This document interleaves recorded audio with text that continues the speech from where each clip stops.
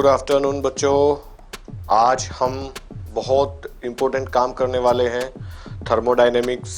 पहला question NCERT का question number 1 ये स्क्रीन पर है।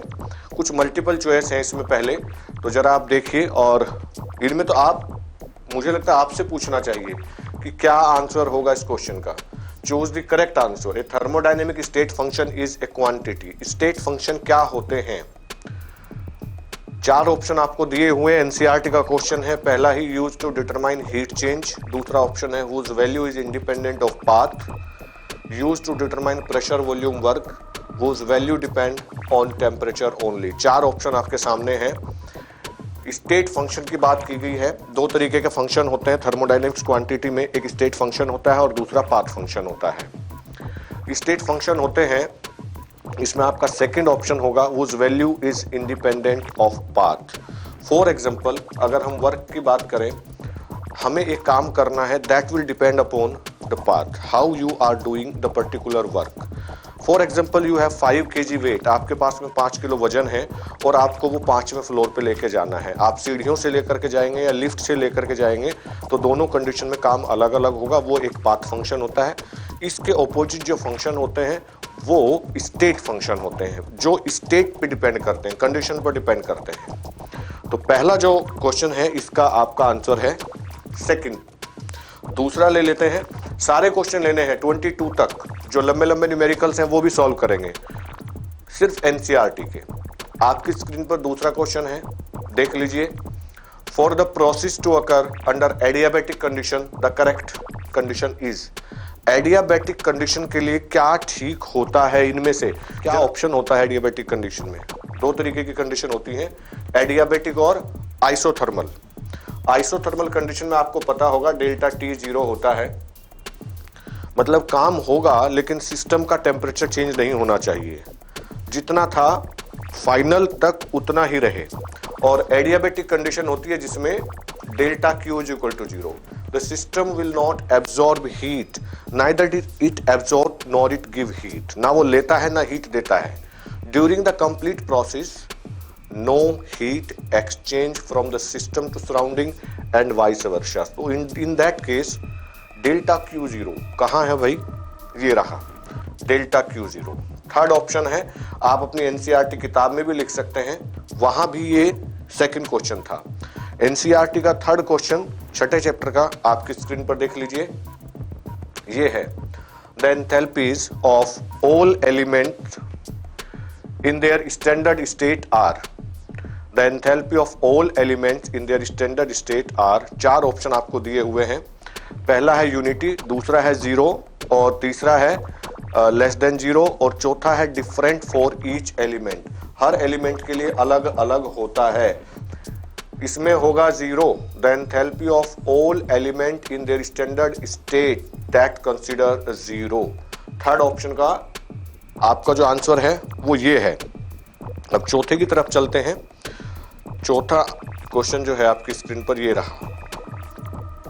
ये मल्टीपल चॉइस है, इनमें ज्यादा आपको नहीं वो करना है। Delta U for combustion of methane is -x kilo joule per mole. The value of delta H. क्या फॉर्मूला लगाएंगे? Delta H is equal to delta U plus delta N R T, ये लगता है। और डेल्टा एन जो होता है वो होता है mole of product minus mole of reactant. Methane का कंबशन करके देखना पड़ेगा। CH4 एक गैस है, इसको जब हम कंबस्ट करेंगे ऑक्सीजन से, it will give you CO2 plus 2H2O। 2H2O liquid है, कार्बन डाइऑक्साइड गैस है और यहाँ पर मीथेन गैस है, ऑक्सीजन गैस है। बैलेंस बाद में कर लेते हैं, कुछ अभी कर लेते हैं। ये हो गया है 2 यहाँ पर और 2 यहाँ पे 4, तो 2O2। डेल्टा एन होता है mole of product minus mole of reactant. Delta N निकाल देंगे, प्रोडक्ट के मोल में से रिएक्टेंट के मोल को घटा देंगे और डेल्टा एन की जगह पर delta H is equal to delta U और वहां पर डेल्टा एन की जगह पुट कर देंगे। तो उस केस में आप देखेंगे आपकी जो वैल्यू होगी डेल्टा यू डेल्टा एच जो होगा वो छोटा होगा, चूंकि उसमें कुछ ना कुछ जोड़ना पड़ा आपको, है ना, तभी वो इसके बराबर हुआ। तो कौन सा ऑप्शन है आपका? Third option. थर्ड ऑप्शन में लिखा हुआ है डेल्टा यू बड़ा है, ये वाला, यानी कि डेल्टा एच छोटा है, ये ऑप्शन होगा। क्योंकि जब आप डेल्टा एन निकालेंगे प्रोडक्ट माइनस रिएक्टेंट और उसको डेल्टा एन की जगह पर पुट करेंगे तो वो नेगेटिव आएगा, ठीक है ना। तो आपका ऑप्शन हो जाएगा थर्ड। बड़ा आसान सा क्वेश्चन है। एक और है इस पर, N2 + 3H2 that give you 2NH3। इस पर भी आता है क्वेश्चन। इसमें नाइट्रोजन भी गैस है, हाइड्रोजन भी गैस है और अमोनिया भी गैस है। इसके लिए डेल्टा एन क्या होता है, प्रोडक्ट माइनस रिएक्टेंट, यहाँ कितने मोल है 2 - 3 और 1 4 -2। अमोनिया फॉर्मेशन के लिए अगर निकालना होता तो आपका बन जाता डेल्टा एच = डेल्टा यू, और चूंकि एन की जगह पर आ गया है -2 तो -2 RT, है ना। तो इस तरीके से इसमें भी आप डेल्टा एन निकाल लेंगे, पुट कर लेंगे और आपका आंसर आ जाएगा। अगला 5वां क्वेश्चन एनसीईआरटी का आपकी स्क्रीन पर ये है, आप अपनी एनसीईआरटी में भी इनको देख सकते हैं। The enthalpy of combustion of methane, graphite and dihydrogen at 298 kelvin. ये दिया है आपको, combustion of methane, graphite and dihydrogen respectively, enthalpy of formation of CH4। CH4 के बनाने में जो एंथैल्पी में चेंज होगा वो कितना होगा। यहां से असली में न्यूमेरिकल स्टार्ट होते हैं, थोड़ी सी कैलकुलेशन वाले चलिए कर लेते हैं। हमें पूछा गया है एंथैल्पी ऑफ फॉर्मेशन CH4, और बनाना कैसे है, C से बनेगा और 2H2 आपको लगाना पड़ेगा, तब जाकर के CH4 बनेगा। ये बन गया। और हमें दिया है enthalpy of combustion of methane, यानी कि अगर आप CH4 को जलाते हैं, आपने इसको जलाया, यहां बनता है CO2 + 2H2। उस कंडीशन में वैल्यू दी हुई है delta H = combustion of methane, वो आपको दिया हुआ है -890.3 किलोजूल पर मोल, ये आपको गिवन है। और किसका कंबशन, ग्रेफाइट का। ग्रेफाइट यानी कि कार्बन, जब उसको जलाएंगे तो वो CO2 बनेगा उसका कंबशन होने पर। और कुल मिलाकर इनडायरेक्टली कहा गया कि CO2 की जो वैल्यू है वो आपको गिवन है, वो कितनी है 393.5 - 393.5 किलोजूल पर मोल। और डाइहाइड्रोजन की दी हुई है, डाइहाइड्रोजन यानी कि H2, तो H2 की वैल्यू दी हुई है, लेकिन हमारे पास तो 2H2O है, तो जो वैल्यू दी हुई है -258.8, उसको आपको 2 से मल्टीप्लाई करना पड़ेगा। इक्वेशन देख लीजिए, कंबशन ऑफ मीथेन पहले लिखा था, तो कंबशन ऑफ मीथेन मैंने इक्वेशन लिखी, कंबशन ऑफ मीथेन वहां दिया हुआ था इतना, और फिर उसमें कहा गया है कि कार्बन का कंबशन, ग्रेफाइट का, यानी कि वो CO2 जब बनाता है उसकी वैल्यू का पता चल गया।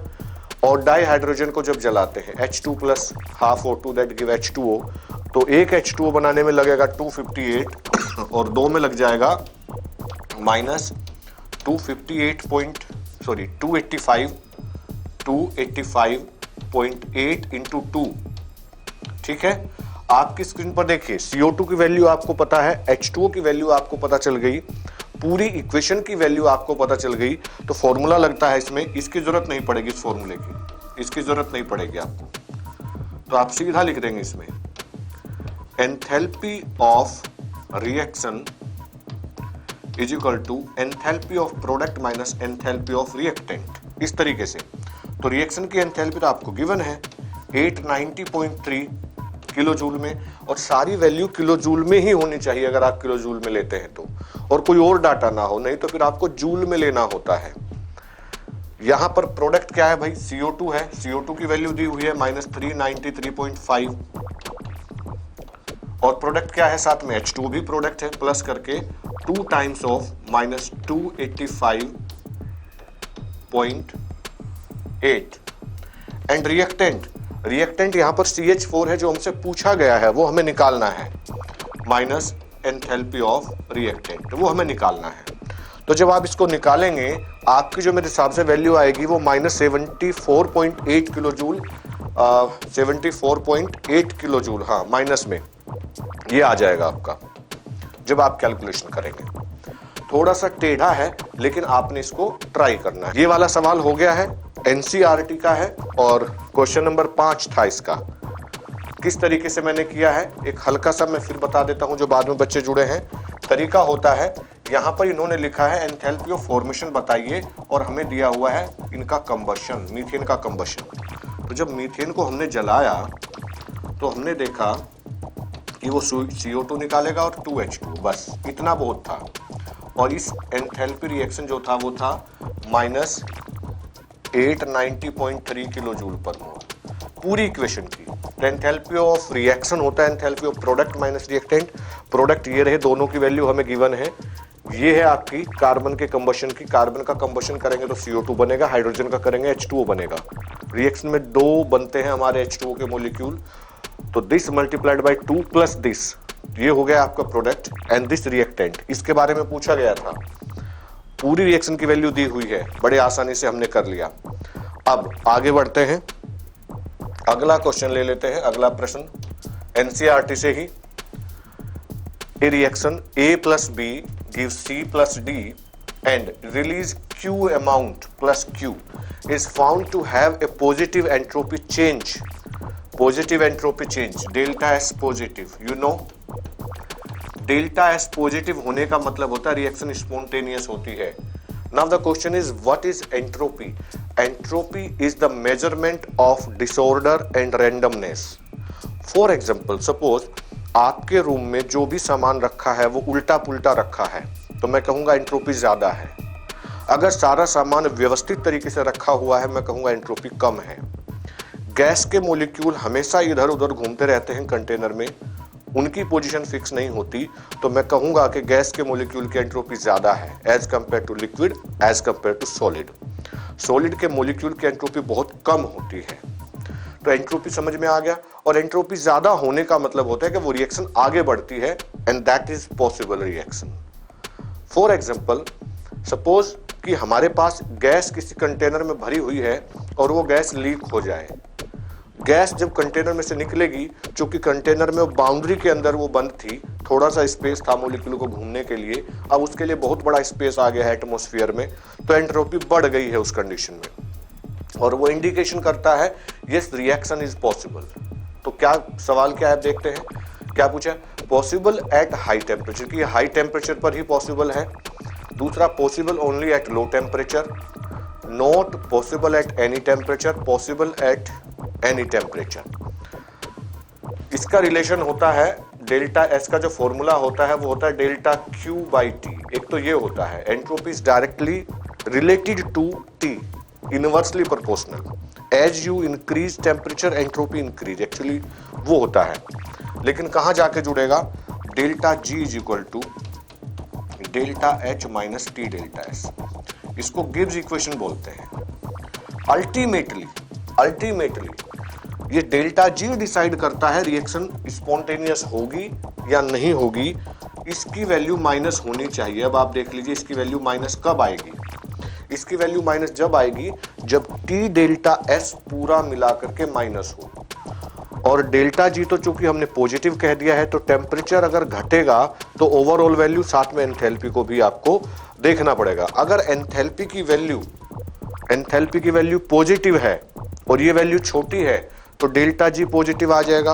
इस कंडीशन में डेल्टा जी अगर पॉजिटिव आ गया तो रिएक्शन नॉन स्पॉन्टेनियस हो जाएगी। लेकिन यहां लिखा है A plus B give C plus D and release Q amount of it plus Q, ये दिया है आपको, और डेल्टा एस पॉजिटिव बोला गया है। तो किस कंडीशन में होगा? ये 4 ऑप्शन आपके इसमें दिए हुए हैं कि ये कब पॉसिबल है। तो किसी भी टेम्परेचर पर हो सकता है। ये तो किसी भी टेम्परेचर पर डेल्टा एस पॉजिटिव होगा, Q पॉजिटिव है, कुछ भी टेम्परेचर रखेंगे तो डेल्टा एस पॉजिटिव आ जाएगा। कुछ भी टेम्परेचर कहाँ है? पॉसिबल एट एनी टेम्परेचर, ये रहा। मुझे लगा कि बहुत घुमा के पूछा होगा, लेकिन ये तो डायरेक्ट था, बड़ा आसान था। नेक्स्ट ले लेते हैं सातवां क्वेश्चन है 6.7। In a process 701 joule of heat is absorb by a system. इतनी हीट एब्जॉर्ब की जाती है बाय ए सिस्टम एंड इतना काम किया जाता है, that is W is equal to 394 done by the system. What is change in internal energy of this process? सीधा फर्स्ट लॉ ऑफ थर्मोडायनेमिक्स है, 7वां है इसमें ऑप्शन नहीं दिए हुए हैं क्योंकि एनसीईआरटी का है, आप देख ही रहे होंगे आपके पास एनसीईआरटी है। सीधा क्वेश्चन, तो फॉर्मूला क्या लगेगा, delta U is equal to Q plus W, ये फॉर्मूला होता है आपका। तो in process heat is absorb, heat absorb की जाती है, क्यू आपको दिया है, और work is done by the system, तो ये नेगेटिव हो गया है ना, 701 माइनस 394, इतना काम कर लिया गया। तो इंटरनल एनर्जी में चेंज आप बड़ी आसानी से निकाल सकते हैं। कुछ किताब में इसको डेल्टा ई लिखा जाता है और कुछ में डेल्टा यू लिखा जाता है। कितना सीधा था, सीधा फर्स्ट लॉ ऑफ थर्मोडायनेमिक्स। 8वां क्वेश्चन क्या है भाई, देखते हैं। ये रहा 8वां question. Reaction of cyanamide NH2CN with dioxygen is carried out in a bomb calorimeter and delta U was found to be, internal energy आपको दी हुई है that is -742.7 किलोजूल पर मोल at 298 केल्विन। एंथैल्पी निकालना है फॉर दिस रिएक्शन, इसके लिए enthalpy, temperature आपको दिया हुआ है। जब एंथैल्पी निकालनी हो डेल्टा H, इंटरनल एनर्जी दी हुई हो तो delta H equal to delta U, temperature भी दिया है तो डेल्टा nRT, वही फॉर्मूला जो अभी हमने शायद दूसरे या पहले उसमें लिया था। क्यों अनिल कुमार, तो क्या दिया भाई हमें, delta U found to be, enthalpy निकालनी है, कैलकुलेट एंथैल्पी, सीधा ये दिया है -742.7, और हाँ यहाँ देखिए ये किलो जूल में दिया है भाई, इसको जूल में लेना है। क्यों लेना है, क्योंकि टेम्परेचर के साथ में इसकी कैलकुलेशन करनी है आपको। तो कितना लिखेंगे, ये हो जाएगा,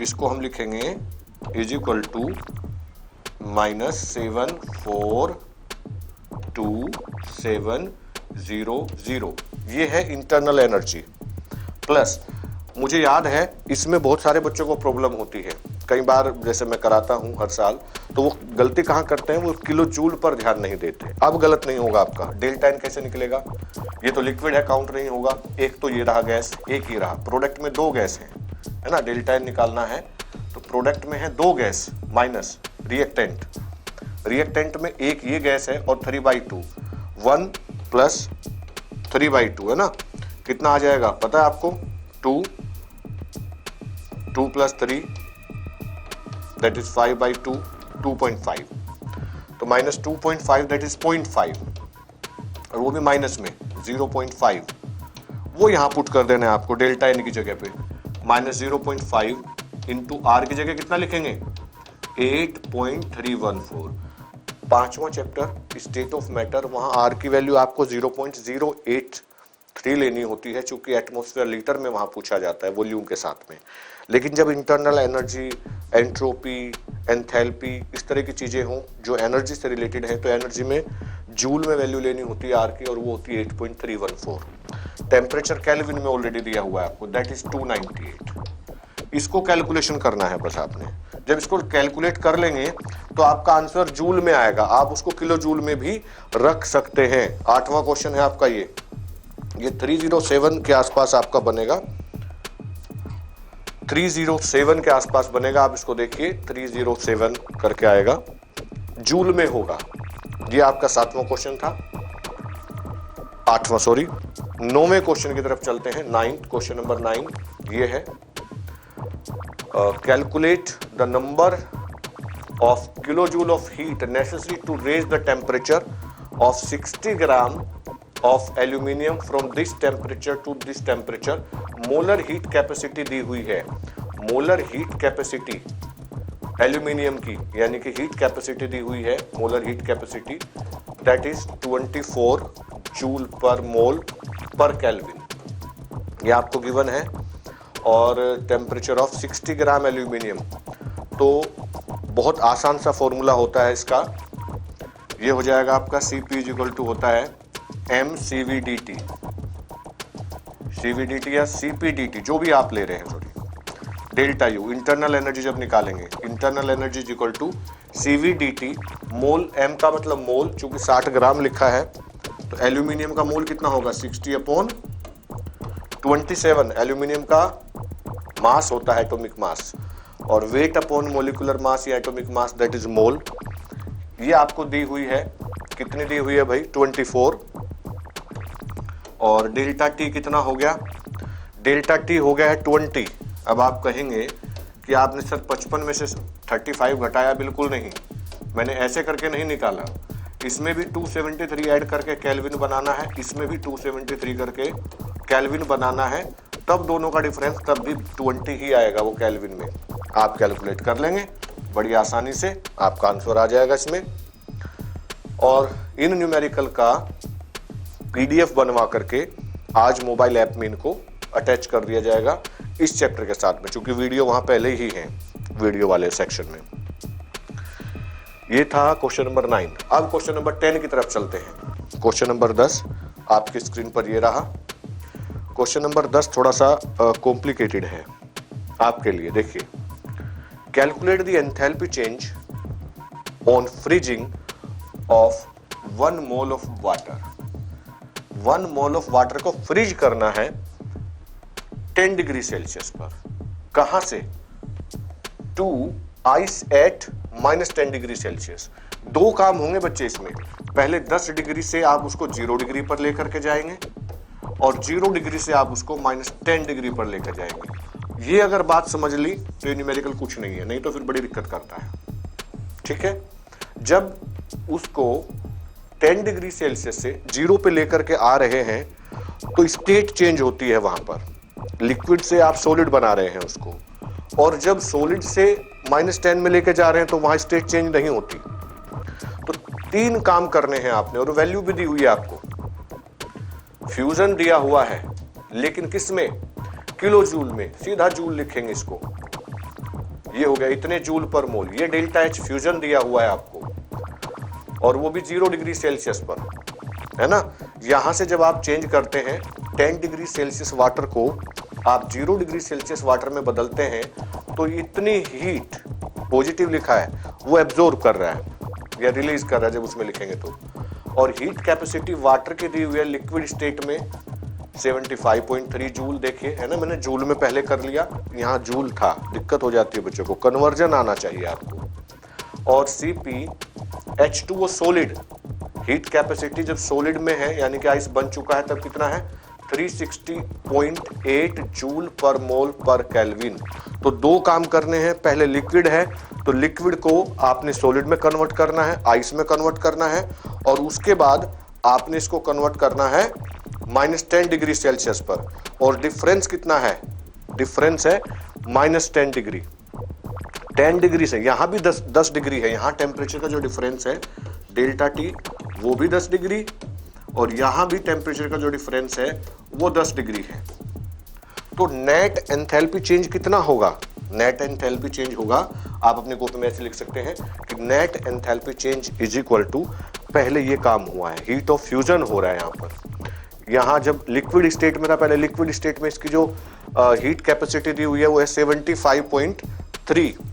तो 75.3 इंटू 10 Cp डेल्टा T ऐसे लिखा। उसमें जोड़ना है 0 डिग्री सेल्सियस के साथ में। तो 0 degree Celsius heat of fusion वो दिया हुआ है 6030 इतने जूल। फिर आप 0 डिग्री को लेकर के जा रहे हैं -10 डिग्री में, तो उस केस में कितना है?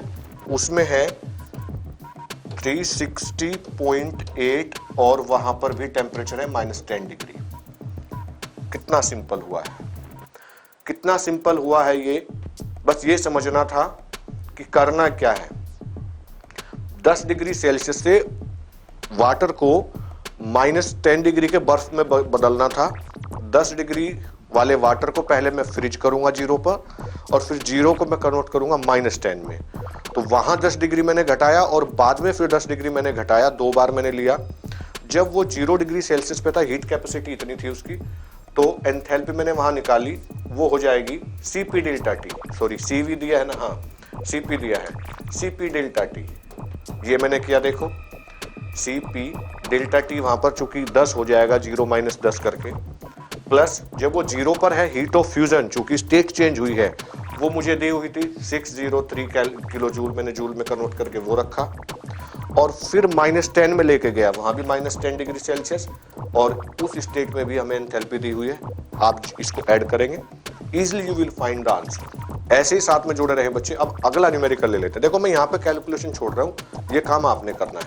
दिक्कत आएगी तो आप मेरे से पूछ सकते हैं।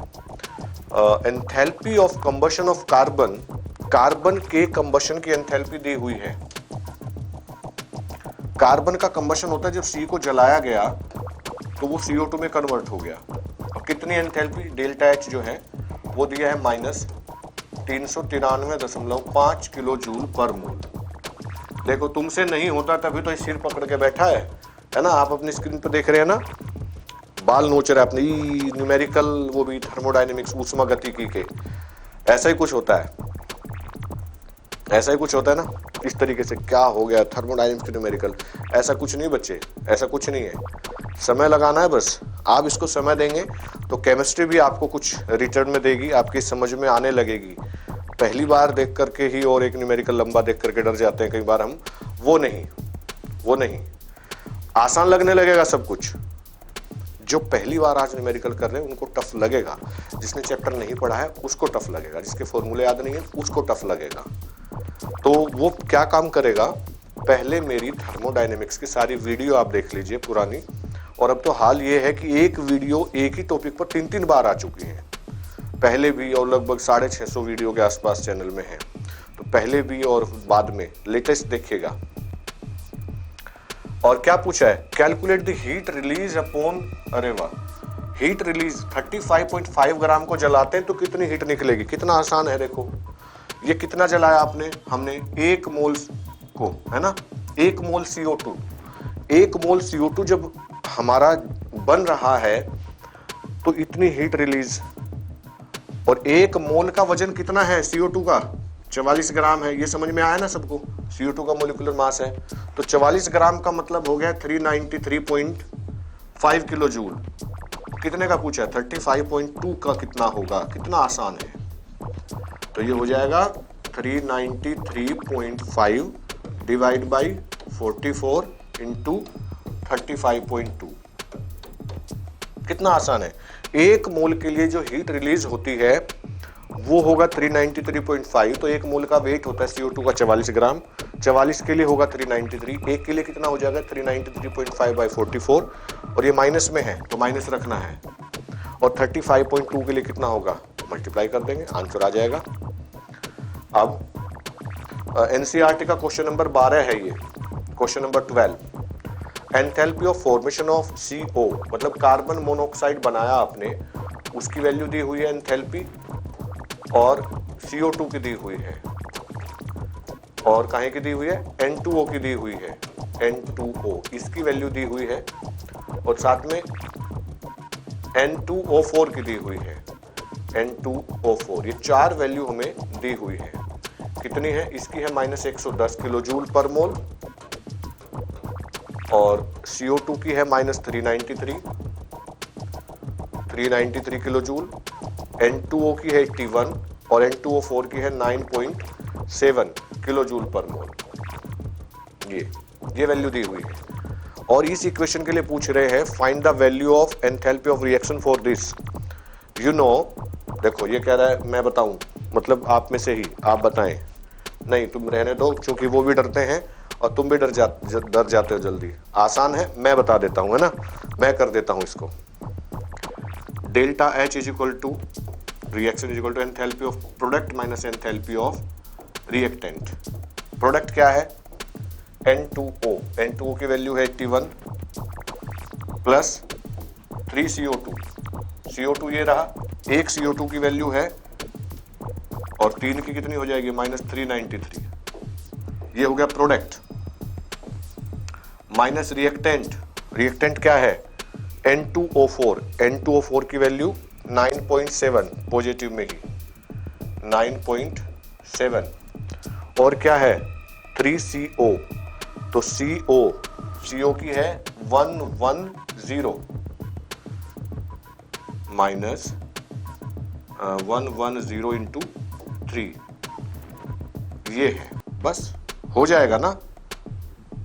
पहले इसको सॉल्व कर ले, 330 और 9.7, 330 में से 9.7 घटाएंगे, वो यहां रखेंगे, वो प्लस हो जाएगा जब ब्रैकेट खोलेंगे, चूंकि ये माइनस में है ये भी माइनस से प्लस हो जाएगा और ये वाली वैल्यू पूरी माइनस हो जाएगी, चूंकि 393 इंटू 3 करेंगे फिर उसमें जोड़ेंगे 81। तो जोड़ घटा गुणा भाग तो आपको आता ही है ना, जोड़ घटा गुणा भाग आपको आना चाहिए, उसमें फिर दिक्कत रहेगी।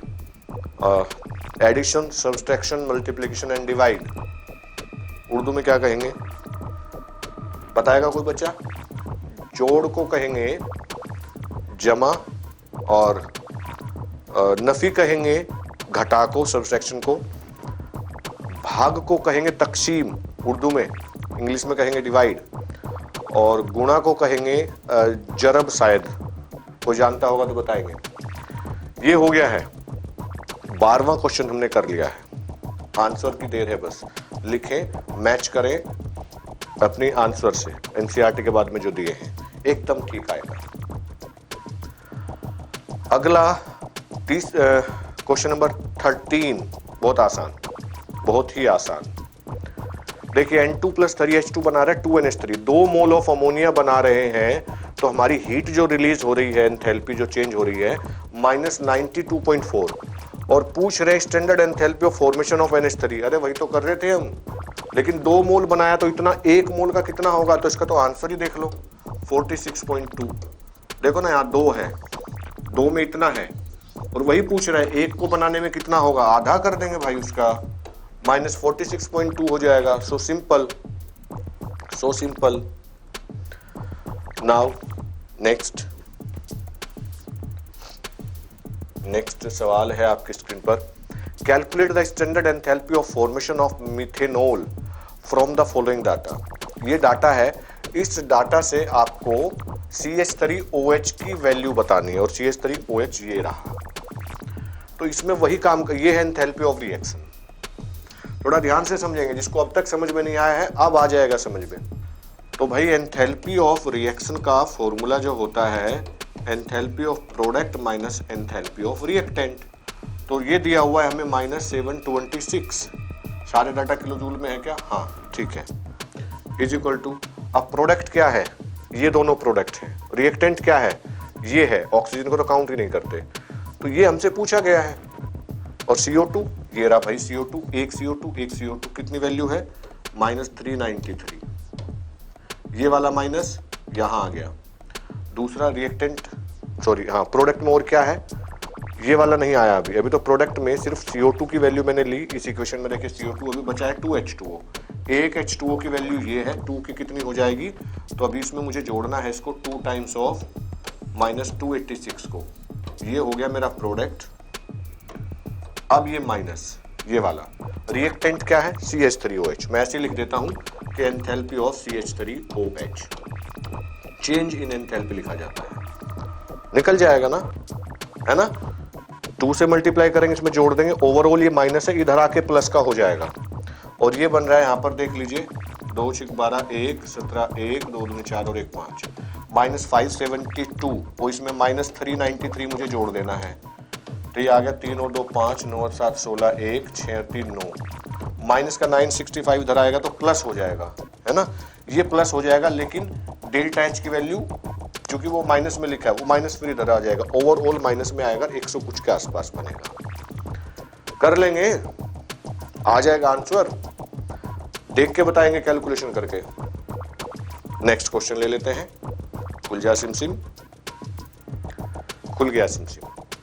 Calculate the enthalpy change for the process, important question. जितने भी क्वेश्चन हैं इसमें थोड़ा सा टेढ़ा है, थोड़ा सा टेढ़ा एनसीईआरटी में, वैसे एनसीईआरटी में कुछ है नहीं ऐसे न्यूमेरिकल थर्मोडायनेमिक्स के। थोड़ा टेढ़ा क्या है देखिए, CCl4 को ब्रेक किया गया, वो कार्बन देता है और साथ में 4 मॉलिक्यूल देता है, 4 एटम देता है क्लोरीन के। पूछा calculate bone enthalpy of C single bond Cl। तो इसका मतलब पहले हमें CCl4 की वैल्यू निकाल लेनी है, और CCl4 के अंदर 4 बॉन्ड है जो कार्बन सिंगल बॉन्ड क्लोरीन है, उस वैल्यू को 4 से डिवाइड करेंगे बाद में। तो पहला टारगेट हमारा हो गया CCl4 की वैल्यू को निकालना।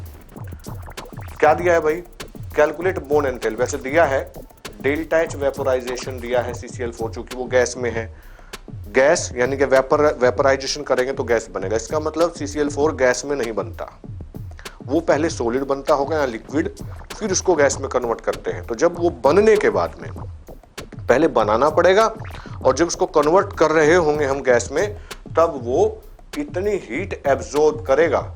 ये रहा फॉर्मेशन, डेल्टा एच फॉर्मेशन। मतलब जब आप CCl4 बनाते हो तो -135.5, यहीं से पॉइंट नोट करिए। जब आप बनाते हो तो -135.5 यानी कि 135.5 रिलीज होता है, माइनस का मतलब। और जब वो बनने के बाद में गैस में कन्वर्ट होता है तो वो एब्जॉर्ब कर लेता है 30.5। इन दो से ही कितना रिजल्ट निकल के आया। दूसरी भाषा में समझिए, जब आप दुकान पर जाते हैं किताब खरीदने, तो वो किताब खरीदने की एवज में आपने दुकानदार को अपनी जेब से निकाल के दिए -135.5 रुपए, और जब आपने मुझे वो ला करके दी तो मैंने आपको रिटर्न दे दिया, क्योंकि जब आप अपनी जेब से निकालते हो तो नेगेटिव हो जाता है, जब आपको मिलता है पॉजिटिव होता है। मैंने आपको दे दिया 30.5 रुपीज। तो आपकी जेब से कितना खर्च हुआ है मेरे तक आने में, उस किताब को कितना खर्चा हुआ है टोटल, ये हो जाएगा 105 किलो जूल पर। ये याद रखना है, आसान हो जाएगा। और कार्बन की जो एंथैल्पी है एटोमाइजेशन वो है 715 और Cl2 की है 242, लेकिन हमें तो 4 Cl चाहिए, तो Cl2 को पहले Cl में कन्वर्ट करना है। तो Cl2 जब Cl में कन्वर्ट होगा तो वो 2Cl बनाएगा। तो 1 Cl की वैल्यू कितनी है ना, इसको 2 से मल्टीप्लाई कर देते हैं, तभी तो 4 एटम बनेंगे ना क्लोरीन के। देखो 4 Cl, तो इसको 2 से मल्टीप्लाई कर दिया, ये हो गया 484। ये तो आपको क्लोरीन की वैल्यू पता चल गई यहाँ पर। ये रही कार्बन की वैल्यू 715, सब पॉजिटिव हैं, माइनस CCl4 और ओवरऑल जो है 105। ओवरऑल 105 उसको बनाने में खर्चा हुआ है आपका। तो यहां फॉर्मूला लिखेंगे, enthalpy of reaction is equal to enthalpy of product minus reactant. तो एंथैल्पी ऑफ रिएक्शन कितनी है, एंथैल्पी ऑफ रिएक्शन हो गया 105, और प्रोडक्ट में क्या है भाई, कार्बन की वैल्यू है कितनी 715, प्लस क्लोरीन की वैल्यू है 4 क्लोरीन के कितना अभी लिखा था हमने 484 और माइनस CCl4 की वैल्यू जो निकालनी है हमें। तो ये इधर आकर के सारी चीजें ये ऐड होंगी, तो वो आई थिंक 1326 आएगा, और उसको जब 4 से डिवाइड करेंगे तो 326 के आसपास आपका आंसर बनेगा, 326। तो बच्चे जो हमारे ऐप में रेगुलर क्लासेस ज्वाइन करना चाहते हैं तो प्लीज आपको इस नंबर पर कॉल कर लेना है 9718302913। इस नंबर पर कॉल करना है, आपको पूरा गाइड कर दिया जाएगा। जुड़ते हैं, ठीक है। Thank you very much.